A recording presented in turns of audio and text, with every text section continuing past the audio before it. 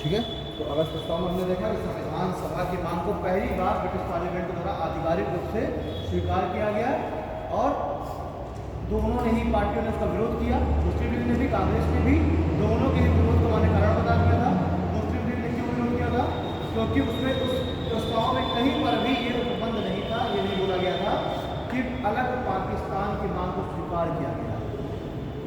ठीक है, अलग पाकिस्तान की मांग को कहीं पर भी स्वीकार नहीं किया गया था। साथ ही साथ कांग्रेस ने क्यों विरोध किया?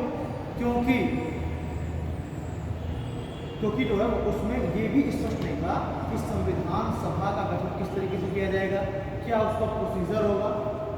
ठीक है, और जब ये इस तरह का कोई भी स्पष्ट बात उसमें नहीं की गई थी तो कांग्रेस ने जो क्या कर दिया, बहिष्कार कर दिया, उसका विरोध कर दिया। क्लियर। और फिर यहीं पर महात्मा गांधी का स्टेटमेंट लिख लीजिए। महात्मा गांधी ने अगस्त प्रस्ताव को बाद की तारीख का बाद की तारीख का चेक की संज्ञा दी। बाद की तारीख का चेक की संज्ञा दी। बाद की तारीख की चेक की संज्ञा दी। ठीक है। फिर अगली तारीख trips mission 1942, trips mission 1942, trips mission 1942, मार्च 1942 में, मार्च 1942 में स्टैफोर्ड क्रिप्स की अध्यक्षता में, स्टैफोर्ड क्रिप्स, मार्च 1942 में स्टैफोर्ड क्रिप्स की अध्यक्षता में, स्टैफोर्ड क्रिप्स की अध्यक्षता में एक मिशन भारत भेजा गया।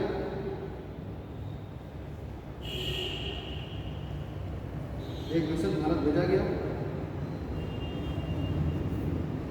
इसमें भारत को डोमिनियन स्टेट का दर्जा देने की मांग को स्वीकार कर लिया गया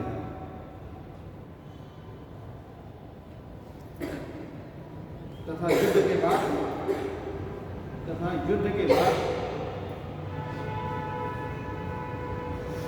युद्ध के बाद उनके संविधान सभा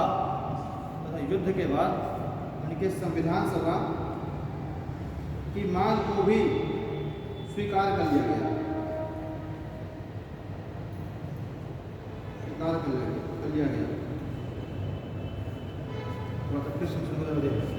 देखिए, जब ये अगस्त प्रस्ताव जब अस्वीकार हो गया, इसका बहिष्कार कर दिया गया, तो अगला फिर एक प्रस्ताव के रूप में एक दस्तावेज तैयार किया गया और उसको स्टैफोर्ड क्रिप्स लेकर के क्या कहा कर रहे थे।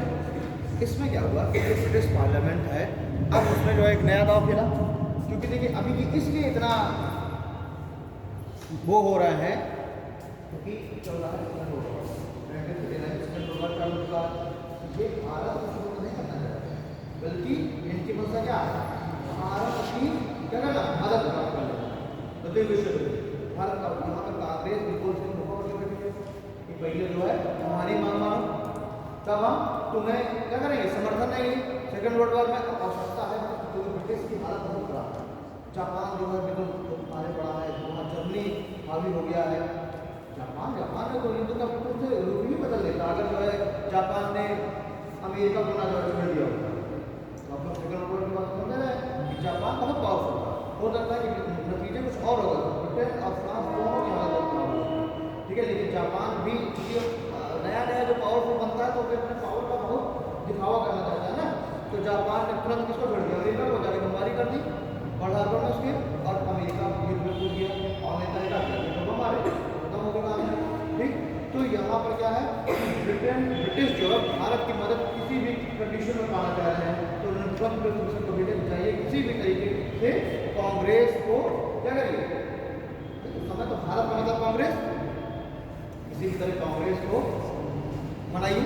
तो ये तुरंत अच्छा, इस समय क्या था कि जो ये कांग्रेस वाले थे, ये भी डोमिनियन स्टेट की दर्जा की मांग के खुश होने के लिए तैयार थे कि आप उनको डोमिनियन स्टेट का दर्जा दीजिए, मतलब कि हमारी जो महारानी है वो वही रहेगी, विक्टोरिया। महारानी हम विक्टोरिया को मानेंगे, लेकिन यहाँ पर हम सरकार अपने हिसाब बना लें, ठीक है। जो भी लेजिस्लेटिव काउंसिल है, एग्जीक्यूटिव काउंसिल है, उसमें हमारे भी सदस्य शामिल हो जाए, मतलब सरकार हमारी बन जाए। हम जो है फाइनली जो मानेंगे किसको, जो ब्रिटेन की जो रानी है उसको ही हम अपना एक तरीके से प्रेसिडेंट का पन्ना ये मानेंगे। उस समय यही नरम दल और गरम दल के भी बीच का विरोध का कारण था सबसे बड़ा, क्योंकि गरम दल वाले कह रहे थे कि हमें चाहिए पूर्ण स्वाधीनता, और नरम दल वाले क्या कह रहे थे कि बस डोमिनियन स्टेट का हमको दर्जा दे दो बस, यानी हम अपना चुनाव ना करा लें, प्रधानमंत्री हम अपना बना लें, ठीक है, एग्जीक्यूटिव काउंसिल हमारी होगी। लेकिन जो है फाइनली जो हम किसके प्रति अपनी आशा रखेंगे, क्राउन के प्रति। मतलब कि क्या भारत एक रिपब्लिक कंट्री हो सकता है? डोमिनियन स्टेट अगर भारत होता तो क्या भारत एक गणतंत्र देश होता? नहीं होता, ठीक है। तो जो नरम दल वाले थे वो तो इसी से ही सेटिस्फाई हो रहे थे। अब तो इस में यही बात रखी गई, कहा गया कि ठीक है, हम भारत के डोमिनियन स्टेट के दर्जे की मांग को क्या करते हैं, स्वीकार करते हैं कि भारत एक क्या हो जाएगा, डोमिनियन स्टेट हो जाएगा, मतलब वहाँ पर चुनाव करा लेगा, प्रांतीय विधानसभाओं के, एग्जीक्यूटिव काउंसिल के, लेजिस्लेटिव काउंसिल चुनाव करा लेगा, लेकिन फाइनली अंतिम पावर किसके पास होगी, विक्टोरिया की। यानी कि अपना अगर मैं कहूँ कि अपनी वो आस्था प्रकट किसके ऊपर करेगा, ब्रिटिश में। जैसे कि अगर आप देखें ऑस्ट्रेलिया पर, ऑस्ट्रेलिया में क्या अभी भी ऑस्ट्रेलिया में क्या है, वहाँ पर प्रेसिडेंट का बदलाव के सर्वोच्च पद कौन सा, ब्रिटिश क्राउन। अभी भी ब्रिटिश क्राउन के प्रति ऑस्ट्रेलिया अपनी आस्था रखता है। कनाडा भी ब्रिटिश क्राउन के प्रति अपनी आस्था रखता है। अभी भी सारे देश, जिन देशों के ऊपर ब्रिटेन का कब्जा रहा अभी भी, लेकिन भारत में क्या, भारत को क्यों फिर बात चल दिया। तो क्रिप्स मिशन में एक तो कांग्रेसियों को सेटिस्फाई करने के लिए ये कह दिया गया, रही बात मुस्लिम लीग वाली है, अभी भी मुस्लिम लीग की जो मांग है कौन सी, अलग पाकिस्तान की मांग, उसको यहाँ पर ये स्वीकार किया। इसलिए मुस्लिम लीग अभी भी क्रिप्स मिशन का समर्थन नहीं दी, ठीक है। इस समय आते आते नरम दल वालों का थोड़ा सा ज़्यादा प्रभाव होने लगा, तो गर्म दल वालों का ज़्यादा प्रभाव होने लग गया था, इसलिए क्रिप्स मिशन की बातों को पूरी तरीके से नहीं माना किसने, कांग्रेस ने। क्योंकि अब इस समय फिर से क्या हो रहा था कि जो गरम दल है उसके अंदर, मैं कह रहा हूँ कांग्रेस जो पार्टी है उसके अंदर जो गरम दल वाले हैं उनका प्रभुत्व बहुत ज़्यादा होने लगा, ठीक है। तो जब प्रभुत्व होने लग गया तो फिर जबकि पहले डोमिनियन स्टेट की मांग कर रही थी कांग्रेस, लेकिन अब जब क्रिप्स मिशन में कहा गया कि ठीक है भारत एक डोमिनियन स्टेट होगा, तब कांग्रेस ने क्या कहा, अब तो बहुत लेट हो चुका है, हम तो आपसे डोमिनियन स्टेट की मांग कर रहे हैं 1921 से, 1929 से, और अब आप हमको डोमिनियन स्टेट दर्जा दे रहे हैं, अब हमको क्या चाहिए, अब हमको चाहिए पूर्ण, ठीक है। और इसी के बाद तुरंत भारत छोड़ो आंदोलन वगैरह के मूवमेंट चालू हो गए, ठीक है। हो सकता है कि पहले अगर 1929 के आसपास ब्रिटिश मान गए होते तो हो सकता है कि भारत को डोमिनियन स्टेट की दर्जे की मांग पर भारत सेटिस्फाई हो गया होगा, लेकिन अब यहाँ आते आते क्योंकि गरम दल वाले अभी तो नरम दल वालों के पीछे पड़ गए कि हाँ अब तो पूर्ण स्वतंत्रता ही चाहिए। अब क्रिप्स मिशन को भी क्या कर दिया गया, उसको भी एक्सेप्ट किया गया, समझ गए। अब क्रिप्स मिशन जब भारत से वापस जाता है तो अब उसके बाद 1945 में तुरंत क्या हो गया, युद्ध समाप्त, ब्रिटेन की हालत बहुत ज़्यादा गंभीर हो गई, बिल्कुल। अब उसको उसके पास एक ही अवसर था कि अपनी पूरी शक्तियों को जहाँ जहाँ फैलाए हुए हैं सब जगह से बटोर करके और ब्रिटेन में वापस ले आना, क्योंकि भाई अगर वो अभी भी अपनी शक्तियों का विकेंद्रीकरण करे रहेगा तो हो सकता है कि ब्रिटेन ही ना बच पाए, कोई दूसरा देश ब्रिटेन पर ही अधिकार कर ले। इसीलिए अब उसको आवश्यकता महसूस हुई कि जितने भी उपनिवेश है उसने अपनी सेना रखी हुई है उन सबको बुला करके एक जगह लिया है। और फिर यही और उसी समय एक और घटना हो गई कि लेबर पार्टी की सरकार बन गई, ठीक है, लेबर पार्टी की सरकार बन गई। और लेबर पार्टी की सरकार में फिर जो थोड़ा सा वो हम कहेंगे कि थोड़ा सा लेबर पार्टी की सरकार के उदारवादी रहेगी, हाँ, भारत के विरुद्ध थोड़ा सा उदारता वाली नीति रखी। और फिर उसने कैबिनेट मिशन की एक नीति की, तो थोड़ा सा इसमें एक दो पॉइंट और मिले अगस्त सेक्शन में। क्रिप्स मिशन के द्वारा भारत की डोमिनियन स्टेट की दर्जा की मांग को स्वीकार कर लिया गया, लेकिन अभी भी अलग पाकिस्तान की मांग,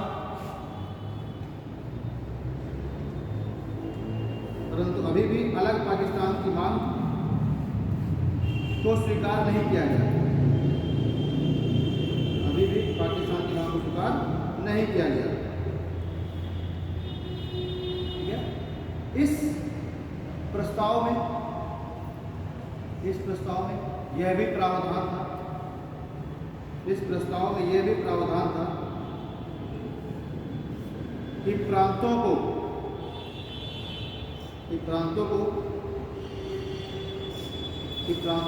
संविधान स्वीकार करने, कि प्रांतों को संविधान स्वीकार करने या न करने की छूट दी गई। प्रांतों को संविधान स्वीकार करने या न करने की छूट दी गई। भाई कृष्ण ने कहा कि ठीक है, आप लोग अपना एक संविधान बना लीजिए, संविधान सभा गठन के लिए संविधान बना लीजिए, लेकिन अभी भी उसमें क्या था, एक उन्होंने कंडीशन लगा दी कि आप अपना संविधान तो बना लीजिए, लेकिन जो प्रांत हैं, भाई उस समय भारत बहुत सारे प्रांतों में विभाजित था ना, तो कहा कि जो भी प्रांत हैं, ब्रिटिश प्रांत के जो क्षेत्र हैं, देसी रियासतें हैं, ये सब अभी भी स्वतंत्र होंगे। वो चाहे तो आपका संविधान स्वीकार कर लें और चाहे तो अपना अलग ही रास्ता ही चलाएं। अब ये बात दोनों कैसे होगी? ये बात तो भारत को बिल्कुल टुकड़ों में तोड़ने वाली काम भाई। ये जो बात है भारत को टुकड़ों में तोड़ने की हो गई। भाई अगर संविधान का निर्माण हुआ, केंद्र के लिए संविधान हो और राज्य संविधान को माने ही ना, तो क्या इस तरह का एक यूनियन बन सकता है? संघ नहीं बन सकता, भारत टुकड़ों में टूट जाएगा। तो अब इसकी वजह से क्या हुआ, कांग्रेस ने भी इसका विरोध किया। एक तो डोमिनियन स्टेट के दर्जे की मांग वो स्वीकार नहीं कर रहे थे। दूसरी बात, इसमें जो प्रावधान था कि प्रांत संविधान स्वीकार करें या ना स्वीकार करें, तो लिख लीजिए कांग्रेस ने इस प्रस्ताव का विरोध किया, क्योंकि कांग्रेस का मत था, कांग्रेस ने इस प्रस्ताव का विरोध किया क्योंकि कांग्रेस का मत था कि इससे भारत को टुकड़ों में तोड़ने की संभावना,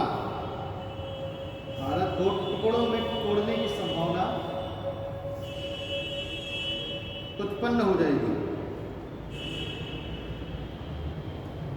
भारत को टुकड़ों में तोड़ने की संभावना उत्पन्न हो जाएगी। ठीक है, तो मुस्लिम लीग ने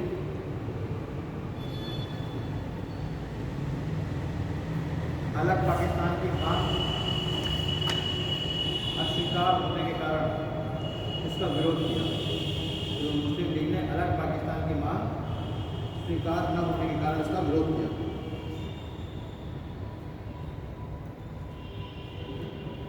अगला पॉइंट से लिख लीजिए, इस प्रस्ताव में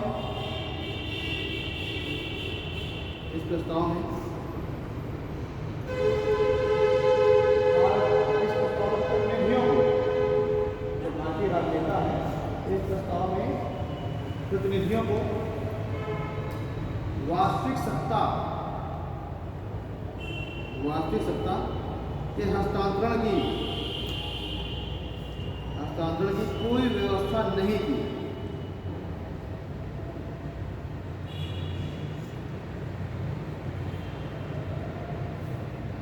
ठीक है, जरा पैराग्राफ चेंज कर लीजिए, पैराग्राफ चेंज करके जुलाई 1942 में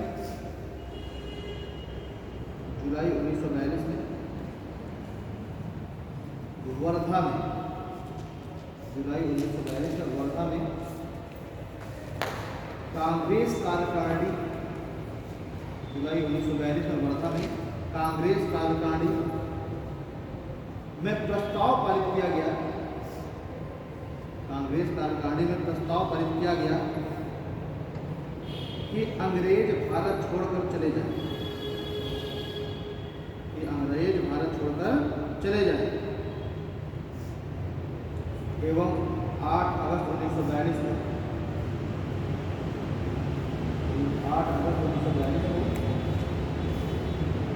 यह प्रस्ताव स्वीकार कर लिया गया। भारत छोड़ो आंदोलन स्टार्ट हो गया था और 8 अगस्त 1942 को यह प्रस्ताव स्वीकार कर लिया गया। इसी समय करोड़ों का नारा भी दिया गया था। हाँ, इसी समय जब प्रस्ताव स्वीकार हुआ तो अब इसी समय करोड़ों का नारा दिया गया। Final action. अब एक हेड डालिए, बेवल योजना, ये भी काफी इंपॉर्टेंट है। बेवल योजना वेवल योजना, उस समय वेवल 2016, ठीक है, देखिए वेवल योजना। अब यहाँ पर वेवल ने भी एक योजना लेकर के आया, एक प्रस्ताव लेकर के आया। इस प्रस्ताव में कुछ पॉइंट दिए कि किस तरीके से संविधान सभा का निर्माण होगा और किस तरीके से हम सत्ता को हस्तांतरित करेंगे, है ना। अभी देखिए इस सेशन में सत्ता के हस्तांतरण की कोई भी उचित व्यवस्था नहीं बताई गई कि किस तरीके से सत्ता हस्तांतरित होगी। अब लॉर्ड वेवल ने भी ये क्या किया, एक डॉक्यूमेंट जारी किया, ठीक है, और उसमें अब इसमें पॉइंट ऑफ दिया किस तरीके से हम सत्ता का हस्तांतरण करेंगे। तो देखिए वेवल योजना में, वेवल योजना के अंतर्गत लॉर्ड वेवल ने संविधान के बन जाने तक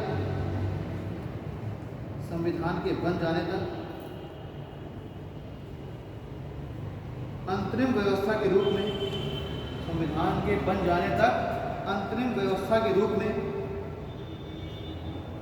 परिषद का गठन, अंतरिम व्यवस्था के रूप में परिषद का गठन करने का सुझाव दिया, परिषद का गठन करने का सुझाव दिया। परिषद का गठन करने का सुझाव दिया जिसमें सभी सदस्य भारतीय होंगे, जिसमें सभी सदस्य भारतीय होंगे, जिसमें सभी सदस्य भारतीय होंगे, केवल वायसराय और कमांडर इन चीफ को छोड़कर, केवल वायसराय और कमांडर इन चीफ को छोड़कर।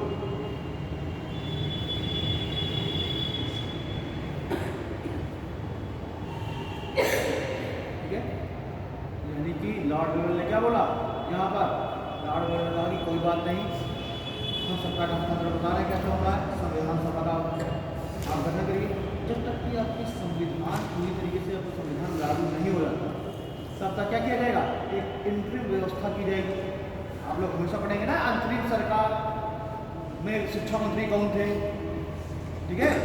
तो पहले इंटरिम गवर्नमेंट एक बनाई गई, अंग्रेज भारत छोड़ रहे हैं धीरे धीरे, तो भारतीयों को ट्रेनिंग देने के लिए काम कर रहे हैं। क्या हम छोड़ के चले जाएंगे तो आप संभालेंगे, ऐसा थोड़ा हम बताना छोड़ के चले गए तो आप नहीं संभालोगे, सरकार नहीं संभाल पाओगे।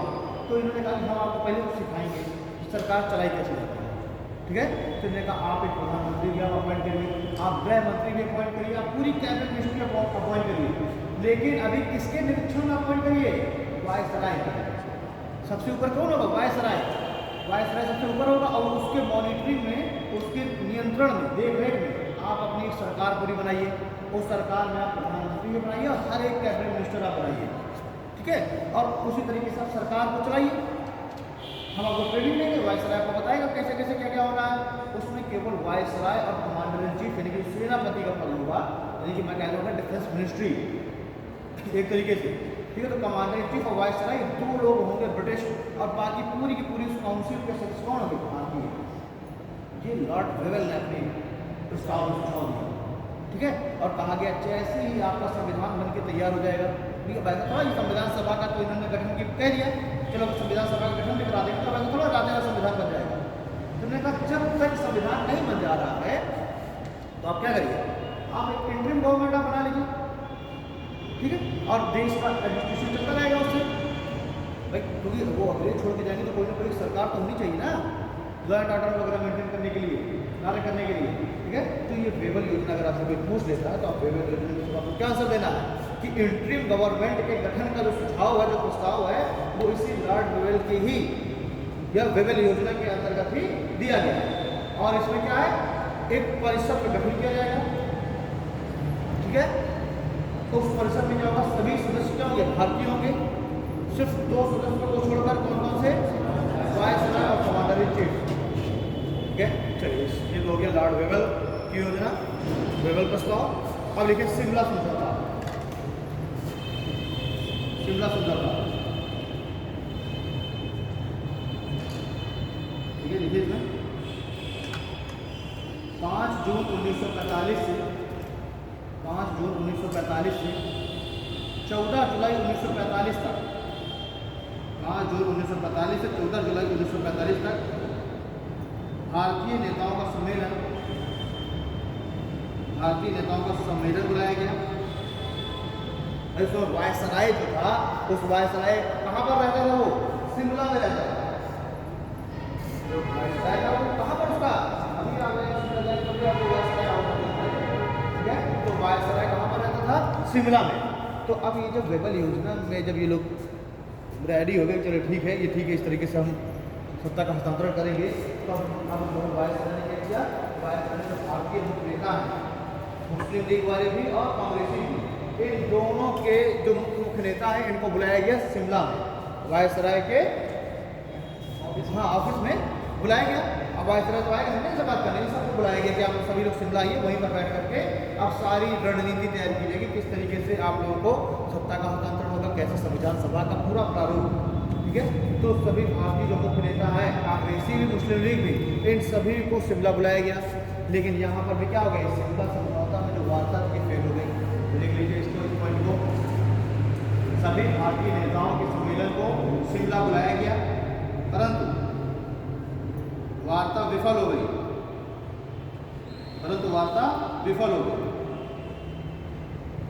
ठीक है, वार्ता विफल हो गई। अभी वार्ता विफल होने का कारण क्या था? कारण ये था कि जो कांग्रेस है वो अभी भी भारत की अखंडता पर अड़ी हुई थी। इसमें ये जो अगर मान लीजिए पूरा एक्सेप्ट कर लिया था, तो इन्होंने तो पहले ही बोल रखा था कि हम भारत को डोमिनेट स्टेट का दर्जा देंगे, इसलिए मिशन भी फेल हुआ था, है ना। शिमला समझौते में भी यही बात की गई, शिमला सम्मेलन में, कि आप क्या करिए, एक डोमिनेट स्टेट के दर्जे की आप नाम को स्वीकार कर लीजिए। यहाँ पर कांग्रेस ने फिर से वही भारत के अखंडता का आग्रह किया, और कांग्रेस ने भी उस सम्मेलन का बहिष्कार किया, और जो मुस्लिम लीग अभी भी पाकिस्तान की ही मांग कर रहा है, ठीक, कि यहाँ पर भी कोई निष्कर्ष नहीं निकला। शिमला समझौता अगर पूछा जाए क्या है, तो सिर्फ आपको इतना ही आंसर बताना है उसमें पॉलिटी के लिहाज से, कि जो कांग्रेस है और मुस्लिम, इन दोनों के नेताओं को बुलाया गया संविधान सभा की गठन का एक प्रारूप तैयार करने के लिए और सत्ता के हस्तांतरण के लिए, भाई कि किस तरीके से हम इंडियन काउंसिल का गठन करेंगे, भारतीय परिषद का, ठीक है, ये सारी बातें वो करने के लिए फाइनल जुगाड़ लगाने के लिए। लेकिन ये क्या हो गया? शिमला जो सम्मेलन है समझौता, ये क्या विफल हो गया। कारण क्या है कि कांग्रेस ने इसका बहिष्कार किया भारत की अखंडता की मांग को लेकर के, ठीक है, और मुस्लिम लीग ने बहिष्कार किया भाई पाकिस्तान की मांग, ठीक है। तो आपसे कभी कभी आपसे इसके विफल होने के कारण भी दोनों कारण को ले लीजिए। इस सम्मेलन के विफल होने के निम्न कारण थे, इस सम्मेलन के विफल होने के निम्न कारण थे: कांग्रेस भारत की अखंडता की मांग पर अडिग थी, कांग्रेस भारत की अखंडता की मांग पर अडिग थी, कांग्रेस भारत की अखंडता की मांग पर अडिग थी, एवं मुस्लिम लीग पाकिस्तान की मांग पर, इसीलिए दोनों ने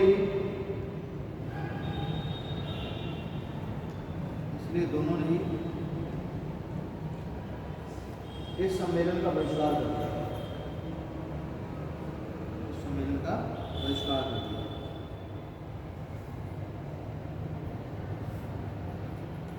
ठीक है। अब मेरे दलित कैबिनेट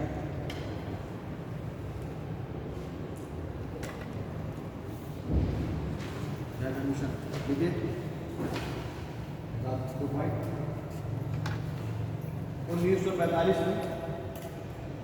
1945 में केंद्रीय विधानसभा, 1945 में केंद्रीय विधानसभा के चुनाव संपन्न हुए।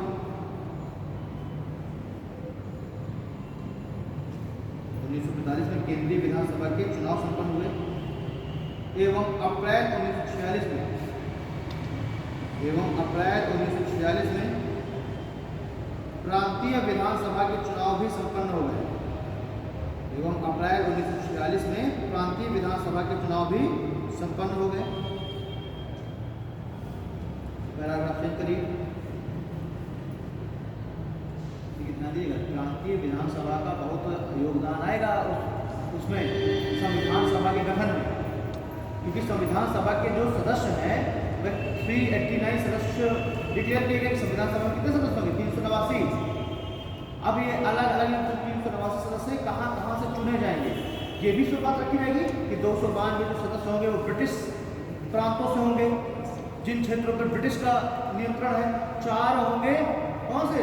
चीफ कमिश्नरी वाले, ठीक है। और उसके बाद जो बचे कितने हैं, कितना 93, ये होंगे देशी रियासतों के द्वारा नॉमिनेटेड होंगे। मतलब कि जो इलेक्शन है, जो चुनाव है, वो कितने सीटों पर होना है? 292 + 4 296 सीटों में क्या होना है? इलेक्शन होना है, यानी कि संविधान सभा के सदस्य का इलेक्शन होना है। ध्यान दीजिएगा भाई, संविधान सभा में जो सदस्यों को पहुंचाया जाना है तो उसके लिए भी इलेक्शन हो रहा है ना। तो 296 सीटों पर 292 + 4 296 सीटों पर क्या होगा? संविधान सभा के लिए इलेक्शन होगा सदस्यों के लिए। और इस इलेक्शन में पार्टिसिपेशन कौन करेगा? आम जनता नहीं, प्रांतीय विधानसभाओं के सदस्य। भाई हर एक राज्य की जो प्रांतीय विधानसभा है, हर एक राज्य में प्रांतीय विधानसभा में चुनाव हो गए। 1946 में चुनाव संपन्न हो गए। अब उस चुनाव संपन्न होने के बाद जो जीते हुए जो कैंडिडेट है प्रांतीय विधानसभा के, वो अब अपनी अपनी विधानसभा से क्या चुनेंगे? संविधान सभा का सदस्य चुनेंगे। अंतर समझ में आ रहा है क्या? पहले जैसे मान लीजिए बांदा में विधानसभा का चुनाव हो गया, 4 विधायक चुन के आ गए। अब इस बांदा को 1 सीट मिली थी संविधान सभा में। भाई यहाँ की प्रांतीय विधानसभा में तो मान लीजिए बांदा को 4 सीटें मिल गई। भाई राज्य एक प्रांत हो गया, मतलब उत्तर प्रदेश प्रांत है, इस प्रांत के अंदर बांदा को कितनी सीटें मिल गई? 4 सीटें मिल गई।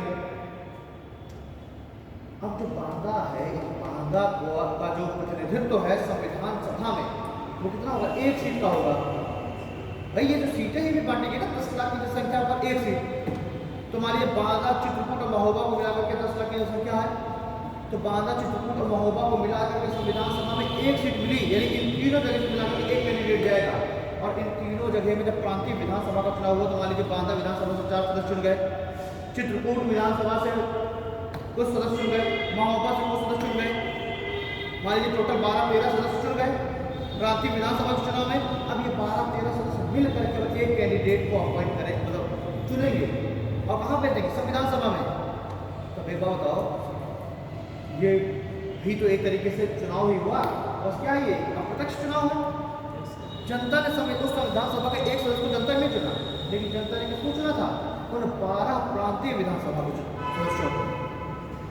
तो जनता ने उन 12 लोगों को चुन लिया और उन 12 लोगों को पावर दे रखी है कि आप संविधान सभा में हमारे बंदी, मतलब हमारे इच्छा के अनुसार एक व्यक्ति भेज दीजिए। तो वो लोग जो भी डिसीजन लेंगे उसका वो किसका डिसीजन मान जाएगा? जनता का। क्योंकि जनता ने उनको क्या दे रखा? पावर ऑफ अटॉर्नी दे रखी है जनता ने कि आप हमारे बल्कि आप डिसीजन लीजिए, आप चुनिए व्यक्ति, बस नहीं। तो अब इसके बाद हम देखेंगे जैसे कैबिनेट मिशन कंप्लीट होगा उसके बाद हम कोशिश कर देंगे तुरंत वहाँ ये सब 389 चुनाव होना और कांग्रेस कितने सीट पाई मुस्लिम वगैरह। तो हाँ लिखवाएगा,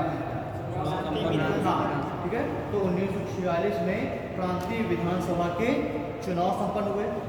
पर आगे लिखिए इसके आगे, मुस्लिम लीग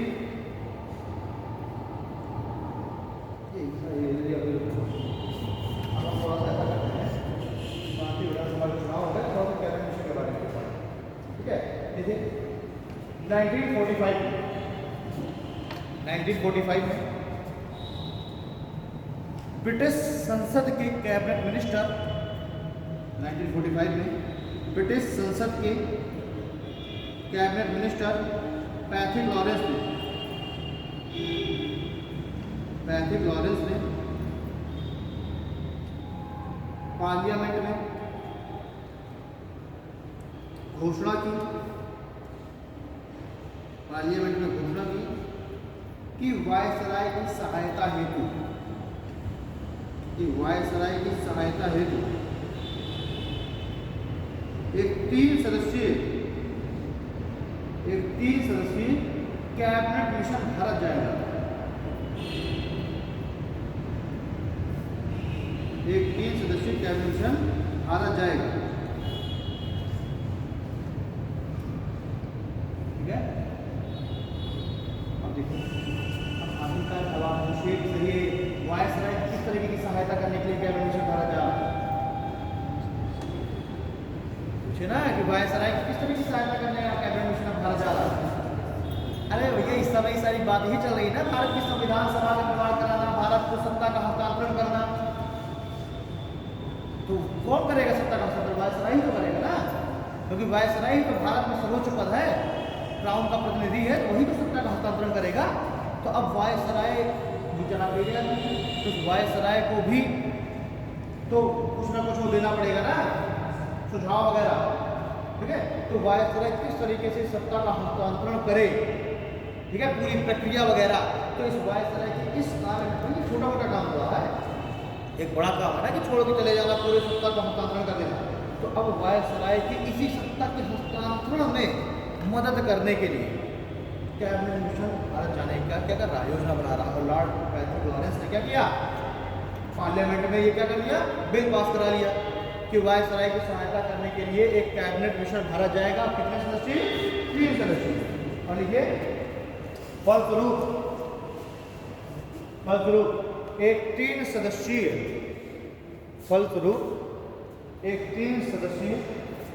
कैबिनेट मिशन, फलस्वरूप एक 3 सदस्यीय कैबिनेट मिशन भारत गया,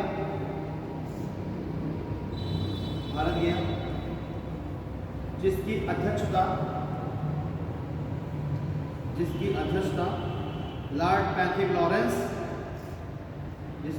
लॉर्ड पैट्रिक लॉरेंस कर रहे थे, एवं दो अन्य सदस्य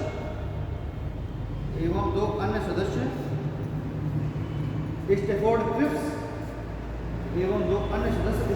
क्रिप्स एवं एबी अलेक्जेंडर थे। एबी अलेक्जेंडर एवं दो अन्य सदस्य स्टेफोर्ड क्रिप्स एवं एबी अलेक्जेंडर थे। यह मिशन मार्च 1946 में भारत आया।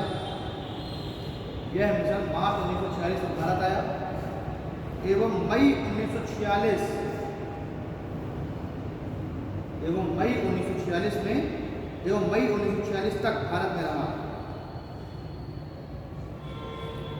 1946 तक भारत में रहा।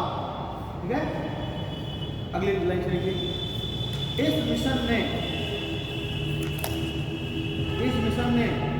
अंतिम रूप से पाकिस्तान की मांग को अस्वीकार कर दिया।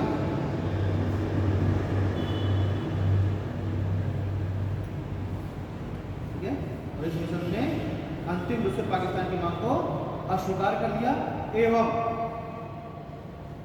संविधान के मूल रूप से संबंधित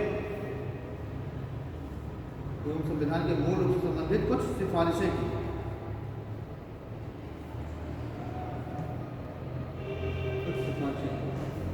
ठीक है, अब देखिए कैबिनेट मिशन भारत आ गया। कैबिनेट मिशन ने अपने कुछ सिफारिशें, कुछ सुझाव दिए। तो कैबिनेट मिशन का सबसे प्रमुख सुझाव तो यही रहा। देखिए ये बात पहली डिक्लेयर हो गई थी कि जो प्रांतीय विधानसभा के सदस्य हैं वही क्या करेंगे, वही चुनेंगे संविधान सभा के सदस्यों को। ये सारी बात पहली हो चुकी थी। अब ये केवल कैबिनेट मिशन आया था कि यही सब चीज़ें करने के लिए भाई प्रांतीय विधानसभा के सदस्य तो चुन रहे हैं संविधान सभा के सदस्यों को, लेकिन इसका प्रोसीजर क्या होगा, आगे तक कैसे चुनेंगे, कितनी सीटें होंगी। ठीक है, तो अब जब कैबिनेट मिशन भारत आया तो कैबिनेट मिशन ने क्या किया, सबसे पहले गठन किया, मतलब सबसे पहले ये कैलकुलेशन किया कि भारत की संविधान सभा में कितनी सीटें होनी चाहिए। ठीक है, मैं क्या दूँ, एक तरीके से प्री लिमिटेशन आयोग के रूप में काम किसने किया, कैबिनेट मिशन। इसी ने कैबिनेट मिशन भारत है, इसी ने तुरंत ही एक आयोग का गठन किया। कौन सा, डिलिमिटेशन आयोग। डिलिमिटेशन आयोग को क्या कहते हैं? अरे हर एक चुनाव से पहले परिसीमन आयोग। ठीक है, परिसीमन आयोग का कार्य क्या होता है, हर एक चुनाव से पहले ये निर्धारित करें कितनी सीटें बढ़ाई जा सकती है, और भाई जनसंख्या के हिसाब से जनसंख्या बढ़ेगी वैसे हम सीटें बढ़ाने की आवश्यकता है।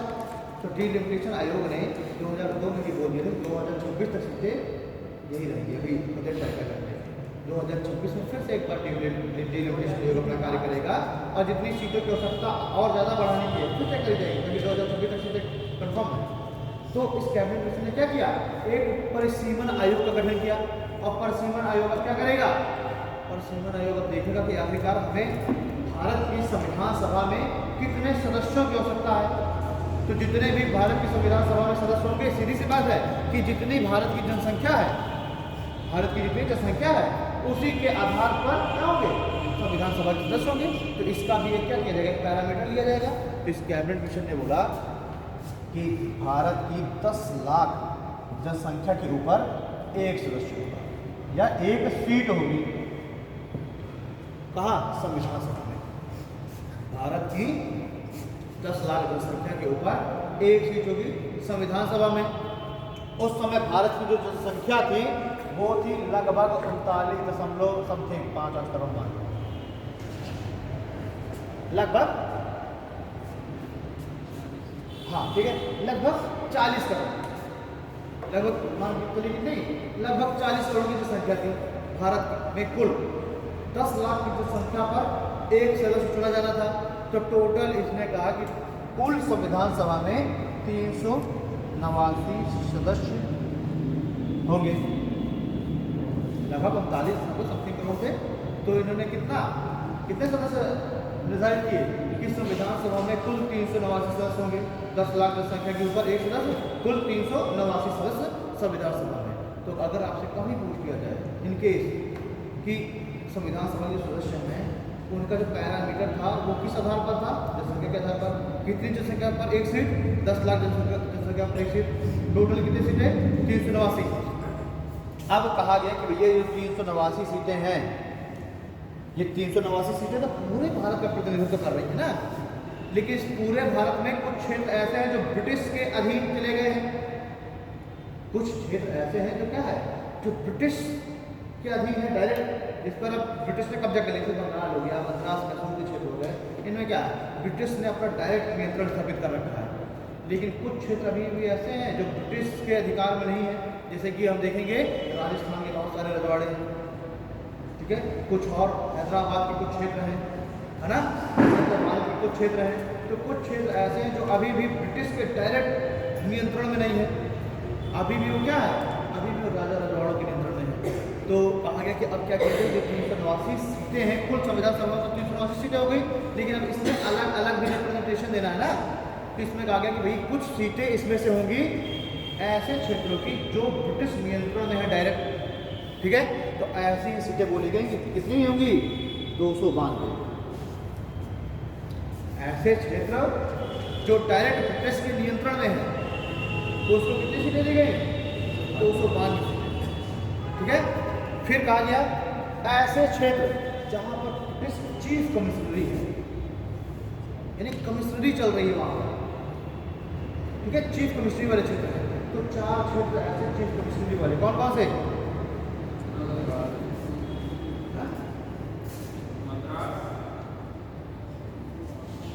ठीक है, चलो उसको मैं डिटेल कराता हूँ। 4 क्षेत्र ऐसे थे जहां पर क्या था, जो चीफ कमिश्नरी वाले क्षेत्र थे, ठीक है।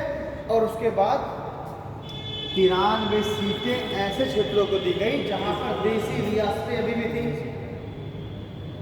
टोटल मिलाकर कितने हुए, 29, ठीक है। अब कहा गया कि जो ये 93 सीटें हैं, ये जो 93 सीटें होंगी, ये तो देसी रियासतें जो राजा रजवाड़े हैं वो इस पर अपने कैंडिडेट भेजेंगे। तो वो किसी भी व्यक्ति को अपने, जिसको भी राजा रजवाड़ा चाहे, नॉमिनेट कर सकता है। ये क्या होगी, नॉमिनेटेड होगी। तो कह दी गई जो 93 सीटें हैं ये नॉमिनेटेड होगी, और किसके द्वारा नॉमिनेटेड होंगी, उसी रियासत के राजा रजवाड़े के द्वारा, राजाओं के द्वारा। 4 चीफ कमिश्नरी के जो क्षेत्र हैं, कहा गया इसमें भी इलेक्शन होगा, और जो 292 जो सीटें हैं इसमें भी क्या होगा, इसमें भी इलेक्शन होगा। तो टोटल कहा गया कि 296 जो सीटें हैं इन पर तो क्या होगा, इलेक्शन होगा। और इलेक्शन कब करेगा, वही प्रांतीय विधानसभा के सदस्य जो कि 1946 में चुन करके पहुंच गया है प्रांतों में, ठीक है। चलिए इसको थोड़ा सा लिख लेते हैं,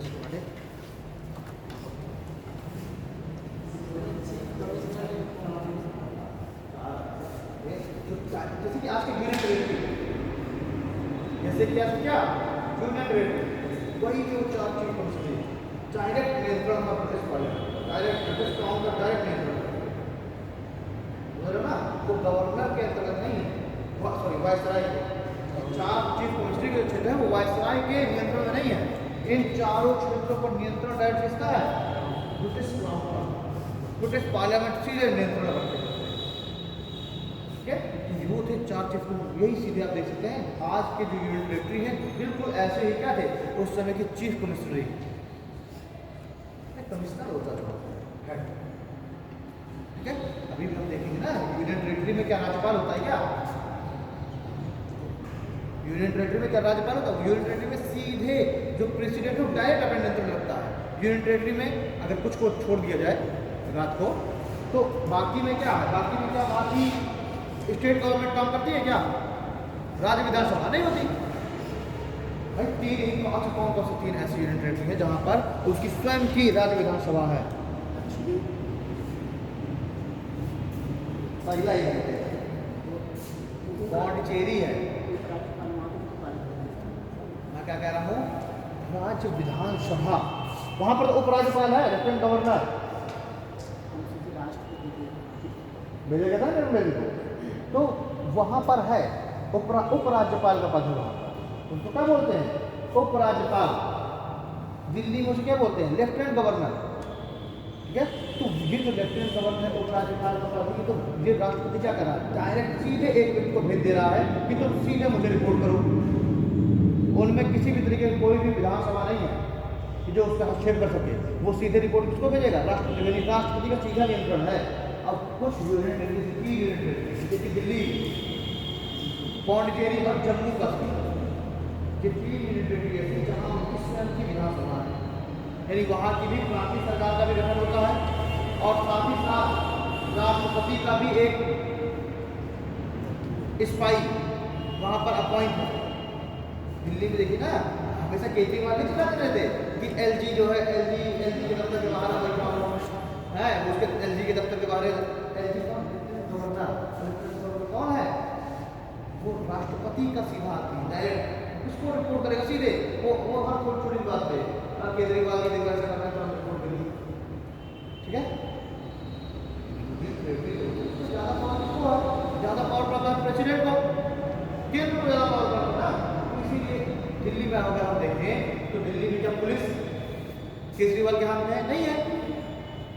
इसलिए केजरीवाल नहीं होता रहता है हमेशा। अच्छा, 1 साल 2 साल पहले वो लेफ्टिनेंट गवर्नर के उसने आवास के बाहर बहुत लंबे समय तक, तो उस समय बड़ा जोक चल रहा था कि राहुल गांधी केजरीवाल को बोला है कि आप जो है एलजी का के बारे में बने, सैमसंग का के बारे में नहीं करते। ठीक है, तो उस समय वो 2 साल पहले जो बड़ा वायरल हो रहा था, जब केजरीवाल हमेशा उस समय हमेशा ही एलजी के ऑफिस के बाहर धरना दिया था कि हमें एलजी जो है काम नहीं करने दे रहा लेफ्टिनेंट गवर्नर। हर बात को उसको किससे पूछना पड़ेगा? वहाँ पर ज़्यादा पावर किसको मिली है? प्रेसिडेंट को। अब प्रेसिडेंट से अनुमति लेने का माध्यम क्या है? लेफ्टिनेंट गवर्नर ना। अगर वहाँ विधानसभा, अगर वहाँ केजरीवाल को प्रेसिडेंट से कोई अनुमति लेनी है तो किसके डायरेक्ट तो प्रेसिडेंट के पास चला जाएगा, वो किसके वाया जाएगा? लेफ्टिनेंट गवर्नर के। ठीक है, तो 4 चीज को नेसेसरी है यूनियन टेरिटरी, सीधे रिपोर्ट किसको होगी? क्राउन। ठीक है, इनमें कोई भी इलेक्शन वाला काम नहीं। ठीक है, इनमें कोई इलेक्शन नहीं होगा सीधे। अब यहाँ इनको कहा गया कि अब ये भी क्या हो जाएंगे? ये भी अब भारतीय उसमें पहुँच गई है। ठीक है, संविधान सभा में कभी प्रेसिडेंट होगा।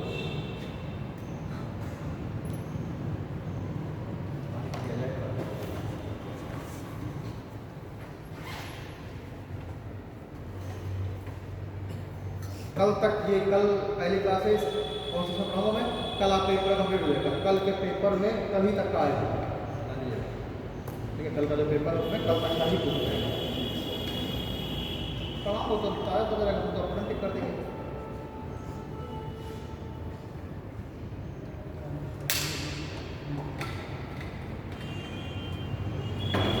लास्ट में जरा होना क्या पड़ी?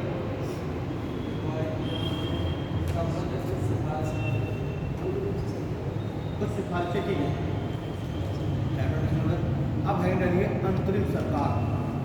थोड़ा सा इंटरिम गवर्नमेंट को देख लें, इसका चुनाव वगैरह देख लें। देखिए पहली बात अंतरिम सरकार की घोषणा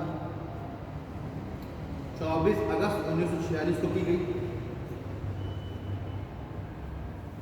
पहली बार अंतरिम सरकार की घोषणा 24 अगस्त 1946 को की गई। 2 सितंबर 1946 को 2 सितंबर 1946 को अंतरिम सरकार के सदस्यों ने शपथ ली। 24 अगस्त 1946 को अंतरिम सरकार की घोषणा की गई। ये इंटरिम गवर्नमेंट के हमारे सदस्य हैं। क्या ये इंटरिम गवर्नमेंट बन गई प्रांतीय विधानसभा, ये जितने भी केंद्रीय विधानसभा चुनाव हुए थे इंटरिम गवर्नमेंट बन गई। और 2 सितंबर 1946 को क्या हुआ, इंटरिम गवर्नमेंट के सदस्यों ने शपथ ली। अगली बात है मुस्लिम लीग को बाद में शामिल होने के लिए, मुस्लिम लीग को बाद में शामिल होने के लिए द्वार खुला रखा गया।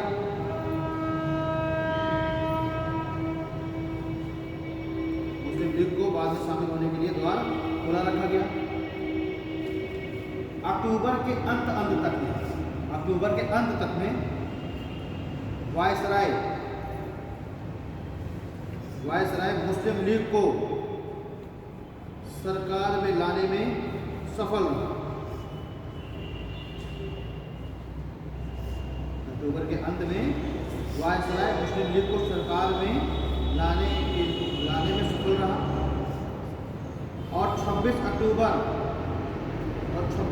1946 को अंतरिम सरकार का पुनर्गठन हुआ।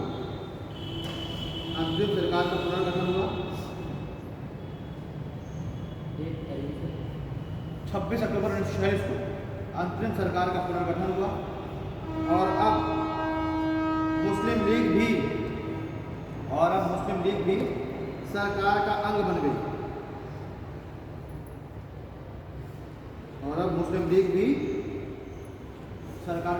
देखिए क्या है ये पॉइंट समझिए, ये वाली पॉइंट क्या है इसमें। देखिए मैं थोड़ा सा शॉर्ट में लिखवा दे रहा हूँ।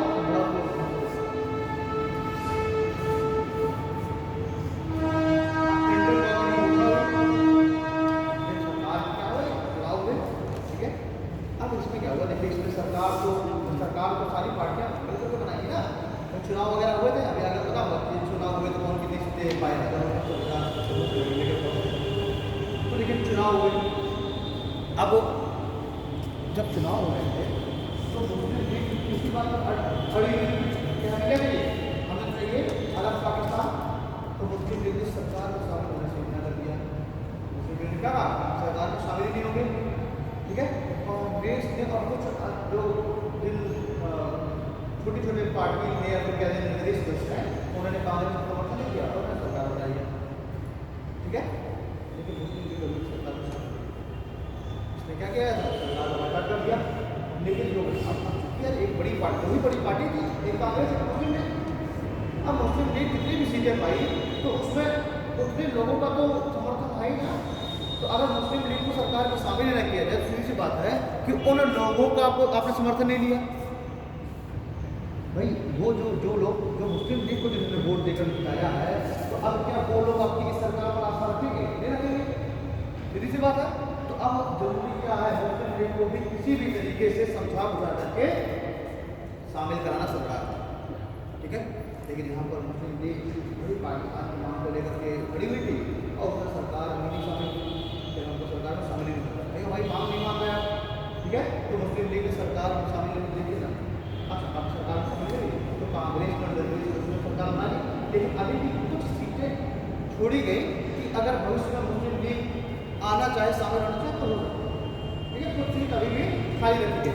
वायसराय ने बोला कि जब तक मुस्लिम लीग शामिल नहीं हो जाती तब तक संविधान सभा का गठन हो भी गया और संविधान बन भी गया तो उन लोगों की आस ही नहीं है संविधान के ऊपर, इसलिए कुछ भी करके मुस्लिम लीग को लाना पड़ेगा सरकार के अंदर। और फिर क्या हो रहा है, 26 अक्टूबर 1946 को वायसराय मुस्लिम लीग को मनाने में सफल हो जाता है।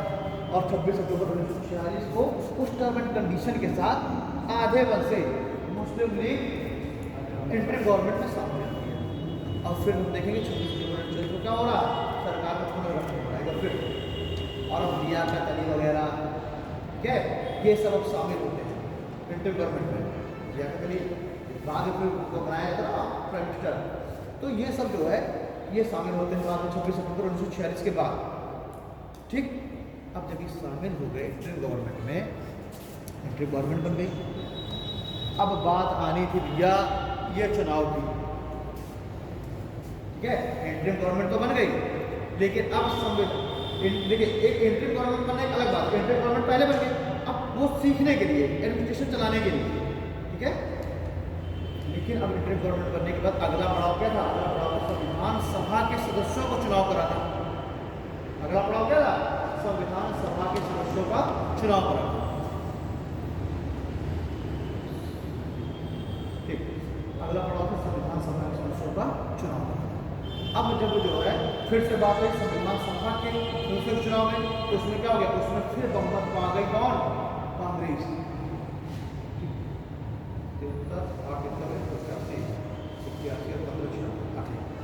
तो टोटल होने के चुनाव 296 में, प्रांतीय विधानसभा में देखिए चुनाव हो रहे हैं, ठीक है। तो किसी तरह मुस्लिम लीग को समझिए, मुस्लिम लीग को पहले क्या किया गया, पहले तो जोड़ लिया गया इंटरिम गवर्नमेंट में। अब सब इंटरिम गवर्नमेंट में बैठ गए, संसद में सब बैठ गए, सब अब कार्य सीख रहे हैं किस तरीके से डे बाई डे का कानून बनाना है, डे बाई डे किस तरह से एडमिनिस्ट्रेशन चलाना है। अगला पड़ाव है संविधान सभा के निर्माण का, ठीक है। ये होगा कि अब क्या होंगे, प्रांतीय विधानसभा के सदस्य मिल करके, यानी प्रांतीय विधानसभाओं में सभी पार्टियां अपना अपना एक कैंडिडेट उतारेंगी, ठीक है। तो सभी पार्टियां अपना अपना कैंडिडेट उतारेंगी और वहां के जो प्रांतीय विधानसभाओं के जो निर्वाचित सदस्य हैं वो अब उन कैंडिडेट को क्या करेंगे, चुनेंगे। भाई सीधी सी बात है, भाई पार्टियां अभी उतारती है अपना कैंडिडेट, जनता चुनती है।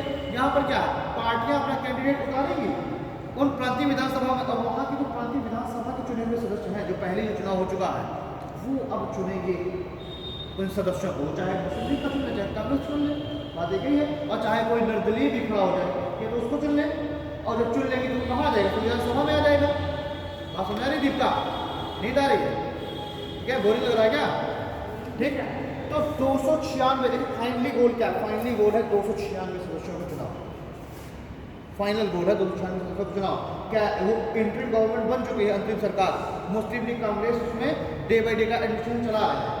बात आई 296 सदस्यों का चुनाव की, इन हर सीटों पर मुस्लिम लीग ने भी अपने कैंडिडेट उतारे और कांग्रेस ने भी अपने कैंडिडेट उतारे।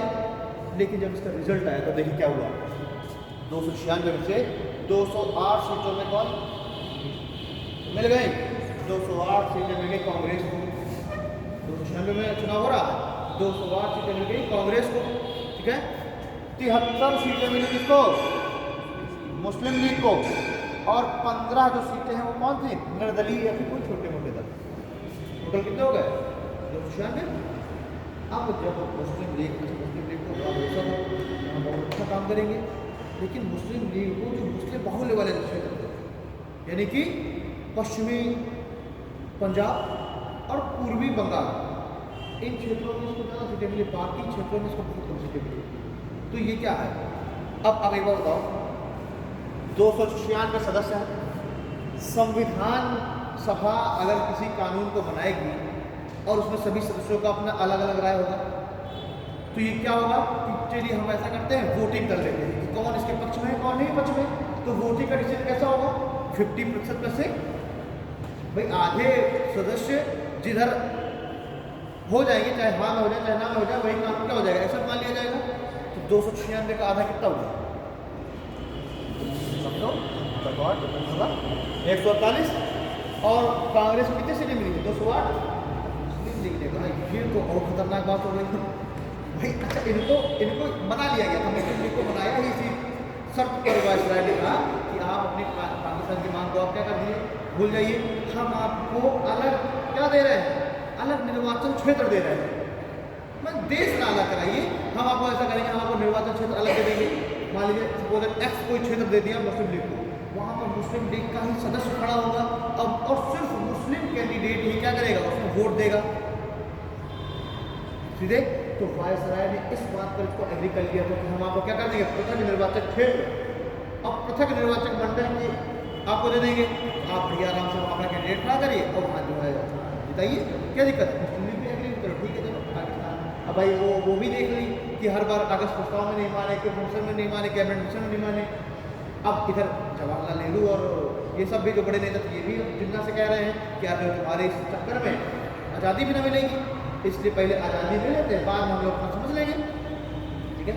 तो अब जब ये डिसीजन आए तो मुस्लिम लीग की बना गई, मुस्लिम लीग से और टेंशन करेंगे तो और दोबार हो गया, हम अलग पृथक निर्वाचक मंडल और क्षेत्र की मांग पर हम आ गए। लेकिन अब जब संविधान का जब गठन होगा तो उसमें संविधान में वही प्रावधान एक्सेप्ट किए जाएंगे ना जो कांग्रेस बोलेगी कि कांग्रेस बहुमत में है तो हमारी यहाँ से तुम तो चले जाओगे, बाद में हमारा क्या होगा, भाई कांग्रेस बहुमत में है तो आप तो चले जाएंगे यहाँ से। लेकिन जो है जो संविधान में प्रावधान है वो तो वही है जो कांग्रेस को कह रही है, तो हम तो एक तरह से अर्थक में आ गए और सुनेगा कौन, तो यहाँ से मुस्लिम लीग क्या है फिर पेपर गया, फिर फूफा बन के मुस्लिम लीग करी, अब ये न चलेगा, ठीक है। अब क्योंकि आइए आ गए होते अगर बहुमत में ठीक ठाक तो ये कहते हैं कि हमारी भी मांग वहाँ पर सुनी जाएगी, हमारी भी बात कह रहा हम ऑलरेडी अल्पमत में है और कांग्रेस पूर्ण बहुमत में है 208 सीटों के साथ, तो ये हमारी कुछ सुनेंगे है नहीं, और जो है सब उसमें एक से दबंग तो थी, तो कहना ये अब न चलेगा, अब हमको चाहिए अंतिम रूप से पाकिस्तान है, अब इसके अलावा कुछ हो ही नहीं सकता, ठीक है। तो मुस्लिम लीग ने फाइनली अब ये घोषणा कर दी कि अब क्या होगा, उसी को कहा गया था फाइनल डे का भी उसी को वर्ड इन्होंने यूज किया था, ठीक, कि अब अंतिम तरीके से हम क्या करेंगे, अंतिम रूप से अब हम पाकिस्तान की मांग करेंगे और पाकिस्तान को हम लेके रहेंगे, ठीक। और इसके बाद इन्होंने तुरंत यहाँ से क्या कर दिया, इसका बहिष्कार कर दिया कि हम संविधान सभा में शामिल ही नहीं होंगे, ठीक। और तुरंत ही फाइनल एक्शन की घोषणा कर दी मोहम्मद अली जिन्ना ने, और फाइनल एक्शन में क्या हुआ, दंगे चालू हो गए, मारकाट चालू हो गई। अब इन्हीं दंगों और मारकाट से ही फिर बाद में बिल्कुल परेशान होकर के कांग्रेस ने भी इस बात को एक्सेप्ट कर लिया कि चलिए ठीक है, अलग पाकिस्तान की जो है अलग पाकिस्तान का गठन कर दिया जाए। अभी तक पाकिस्तान नहीं मान रही, तो कांग्रेस नहीं मान रही थी, इसलिए जो है ब्रिटिश गवर्नमेंट में भी इसको एक्सेप्ट कर पा रही थी। अब यहाँ पर क्या हुआ, कांग्रेस ने फिर इससे परेशान होकर कि ये मारकाट इन सब से को खत्म करने के लिए क्या कह दिया गया कि चलिए अलग पाकिस्तान कर दिया जाए। और फिर जब ये पहुँचा ये जब प्रस्ताव ब्रिटिश पार्लियामेंट के पास, तो ऑलरेडी बैठे थे इसी इंतजार में कि हम चूबेंगे तो हम तुमको भी लूटेंगे, हम तो जाएंगे लेकिन तुम्हारी ये हालत करेंगे तो खड़े नहीं पाओगे।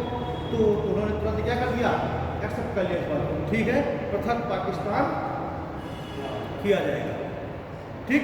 और फिर उसी के बाद हम देखेंगे तुरंत क्या हुआ, 1947 में तुरंत ही लॉर्ड माउंटबेटन को ये भारत और पाकिस्तान का बंटवारा करने के लिए लॉर्ड माउंटबेटन को क्या किया गया, गवर्नर बना करके भारत, वायसराय बना करके भारत भेजा गया। और फिर जो माउंटबेटन है, माउंटबेटन योजना के तहत माउंटबेटन ने क्या किया, माउंटबेटन ने भी अपना एक डॉक्यूमेंट जारी किया, माउंटबेटन योजना। उस माउंटबेटन योजना में माउंटबेटन ने सारे प्रावधान रखे कि किस तरीके से भारत और पाकिस्तान का बंटवारा होगा, ठीक है, कितनी सीटें पाकिस्तान के पास चली जाएंगी, इस संविधान सभा से कुछ सीटें कहाँ जानी है, पाकिस्तान के पास जानी है। तो अब जो है 90 सीटें, देखिए भारत और पाकिस्तान अभी पूरा एक है, क्या है, भारत पाकिस्तान एक है, बांग्लादेश भी भारत का हिस्सा है, तो वहाँ की जो जनता है उसको भी तो कुछ सीटें मिली होंगी। तो अब क्या हो गया, माउंटबेटन योजना के तहत भारत और पाकिस्तान का बंटवारा हो गया, पश्चिमी पंजाब पाकिस्तान हो गया, अब पूर्वी बंगाल पाकिस्तान हो गया, इन दो क्षेत्रों को मिला के क्या कर दिया गया पाकिस्तान। और ये बात कही गई कि पश्चिमी पंजाब को पूर्वी बंगाल यानी दोनों मिला के पाकिस्तान हो गया ना, तो वो वाला हो गया पश्चिमी पाकिस्तान, ये वाला हो गया पूर्वी पाकिस्तान। कहा गया इन दोनों को मिलाने के लिए एक कॉरिडोर किया जाएगा, भारत के बीचों बीच से खींचा जाएगा क्या, एक रास्ता, लगभग वो 14-15 किलोमीटर के कॉरिडोर की बात कही गई। कॉरिडोर है ना भाई, पाकिस्तान यहाँ थोड़ा समय लगता बनाने का, ये है पश्चिमी पाकिस्तान और बंगाल वाला हिस्सा क्या हो गया ये है पूर्वी पाकिस्तान, कहा गया बीचों बीच से, भारत के बीचों बीच से क्या किया जाएगा, एक रास्ता दिया जाएगा, एक गलियारा 14 किलोमीटर से चौड़ा होगा, और इस गलियारे के दोनों तरफ जमीन से कौन भेज सकता है, सिर्फ मुस्लिम लोग, जो भारत के क्षेत्र में जो मुस्लिम रह रहा है, ठीक है, वो सिर्फ मुस्लिम व्यक्ति को इस कॉरिडोर के दोनों तरफ जमीन भेज सकता है। एक रास्ता दिया गया आने जाने के लिए, एक की समस्या करना था, लेकिन इस बात को क्या कर लिया गया था, एक्सेप्ट किया गया था उस समय। अब हाँ, अब क्या हुआ, माउंटबेटन ने अपनी योजना में ये सारी चीज़ें दी, इस तरीके से हम मुस्लिम बहुल्य क्षेत्र के आधार पर क्या कर देंगे, पाकिस्तान का बंटवारा कर देंगे, एक कॉरिडोर खरीद देंगे, उसके दोनों तरफ क्या होगा, सिर्फ मुस्लिम व्यक्ति ही क्या करेगा, जमीन खरीदेगा। साथ ही साथ माउंटबेटन योजना में ये भी प्रावधान था, हाँ, कि भारत और पाकिस्तान दोनों का बंटवारा तो हो रहा है, लेकिन दोनों ही क्या होंगे, दोनों को ही अभी शुरुआत में डोमिनियन स्टेट के दर्जे दिया जाएगा। माउंटबेटन ने क्या बोला कि दोनों को ही अभी शुरुआत में डोमिनियन स्टेट का दर्जा दिया जाएगा, यानी कि राष्ट्रपति का पद नहीं होगा। अभी क्या होगा, अभी जो है आप गवर्नमेंट ऑफ इंडिया बनाइए, लेकिन फाइनल पावर किसके पास होगी, अभी वायसराय, और वायसराय किसका भी गाँव का, तो अभी गाँव के नियंत्रण में आप दोनों लोग रहोगे, भारत और पाकिस्तान दोनों, और देश विधानसभा के मेंबर हो। जब संविधान बन जाए, एक्सेप्ट हो जाए, सब कुछ हो जाए, तब आप क्या करेंगे, पूर्ण जो है अपना आपको प्रथम घोषित कर देंगे, ठीक है। ये सारी बातें किसमें थी, माउंटबेटन योजना में, ठीक है। चलिए इसको थोड़ा सा लिख लेते हैं, हमें समाप्ति नहीं होगी। हाँ, एक पॉइंट यहाँ पर ये देख लो, टोटल 389 सीटें थी। अब जब मुस्लिम लीग अब अलग होगी तो मुस्लिम लीग को कुछ सीटें तो दी जाएंगी ना। मुस्लिम लीग जब अलग होगी तो जो क्षेत्र मुस्लिम लीग मतलब पाकिस्तान में चले गए, अच्छा एक पॉइंट और, मुस्लिम लीग का मतलब ये नहीं है कि पाकिस्तान, मुस्लिम लीग का मतलब पाकिस्तान नहीं, मैं भी गलती से मुस्लिम लीग बोल दे रहा हूँ पाकिस्तान, ठीक है। मुस्लिम लीग तो हर जगह लड़ी है ना, वो उन क्षेत्रों में भी मुस्लिम लीग के कैंडिडेट होंगे जो पाकिस्तान चले गए, और उन क्षेत्रों में भी मुस्लिम लीग के कैंडिडेट होंगे जो भारत में रहे। मोहम्मद सादुल्लाह सदस्य थे ना प्रारूप समिति के, मुस्लिम लीग के कैंडिडेट थे, मुस्लिम लीग से जीत गए। ये कतई मतलब नहीं है कि मुस्लिम लीग अगर भारत से चली गई तो उसके साथ सदस्य भी चले गए। अरे जिस क्षेत्र में मुस्लिम लीग ने भारत वाले क्षेत्र में जीता है चुनाव, उसको सदस्य वही रहेगा ना। सिर्फ मुस्लिम लीग क्या है, हर देश की मांग स्वीकार कर ली गई, तो जो क्षेत्र उस वाले क्षेत्र में चले गए, वहाँ पर कुछ कैंडिडेट ऐसे भी होंगे जब कांग्रेस जीती है, कुछ जगह ऐसी होगी जो कांग्रेस ने जीता, तो उसका मतलब ये नहीं कि अब वहाँ से कांग्रेस को कोई नाता ना रखेगा। पहले इस बात को ध्यान रखिएगा हमेशा, ठीक है। बहुत छोटी सी बात है, ये कंफ्यूजन बहुत क्रिएट करती है आगे जाके। तो यहाँ पर कांग्रेस के भी सदस्य होंगे, मुस्लिम लीग के भी होंगे, भारत वाले क्षेत्र में मुस्लिम लीग भी होगा, कांग्रेस भी होगा, ठीक है। तो मैं क्या बता रहा था, हाँ, तो अब ये कहा गया कि जब इन दोनों क्षेत्रों को अलग किया जाएगा तो इन दोनों क्षेत्रों में कुछ सदस्य, कुछ संविधान सभा की सीटें वहाँ भी चली जाएंगी। टोटल यहाँ पर निर्धारित की गई थी 389 सीटें। कहा गया जब ये दो क्षेत्र पाकिस्तान में चले गए तो अब उन दोनों क्षेत्रों में क्या हो जाएगा, कुछ सीटें भी चली जाएंगी। कितनी सीटें गई, 389 में से 90 सीटें चली गई, ठीक है। 389 में से 90 सीटें कहाँ चली गई, पाकिस्तान वाले हिस्से में। इन 90 सीटों में से कुछ कैंडिडेट होंगे कांग्रेस के, कुछ होंगे मुस्लिम लीग के, हो सकता है कुछ निर्दलीय वाले भी हो, भाई 15 तो निर्दलीय भी जीते थे ना, तो हो सकता है कि कुछ निर्दलीय भी चलेगा, ठीक है। हाँ, तो अब जो है जब ये 90 चलेगी पाकिस्तान में, तो भारत की संविधान सभा में कितनी सीटें बची, 299 सीटें बची, कहाँ, ठीक है। अब ये 299 सीटों में क्या हो, फिर से इलेक्शन वगैरह कराया जाए, जो भी सीटें वगैरह है, अब 299 होगा, ठीक है। तो इसके बारे में दो चीज़ें हैं, अभी एक और है, कल ये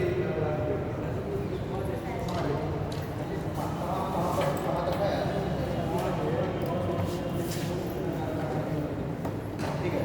और अब मुस्लिम लीग क्या हो गया, सरकार की अंग बन गई।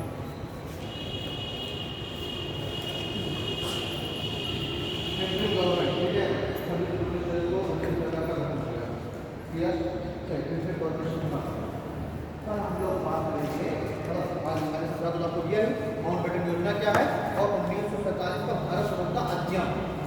तो कल इन दो पॉइंट को कल 2 पॉइंट में लिखवा दूंगा, माउंटबेटन योजना को और 1947 का भारत स्वतंत्रता अधिनियम को, और फिर चीजें हम कोशिश कर रहेंगे संविधान का निर्माण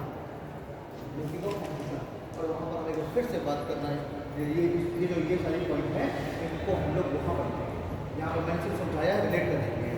एक्चुअली में इसको लिखना कहाँ मेकिंग कॉम्पिटिशन और तो वहाँ पर मैं फिर से लिखूँगा वो निर्धारित हुई किस तरीके से मुस्लिम लीग अलग हो गई और कौन कौन सदस्य हैं, कितनी महिलाएं हैं, कितने अंतिम रूप में कितनी महिलाएं क्या है, सारे चीजें।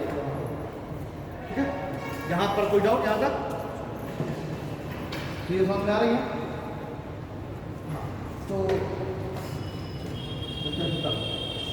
जो भी कंफ्यूजन हो पूछिएगा इसमें, और कल यहाँ तक का समझा करके नेक्स्ट पेपर में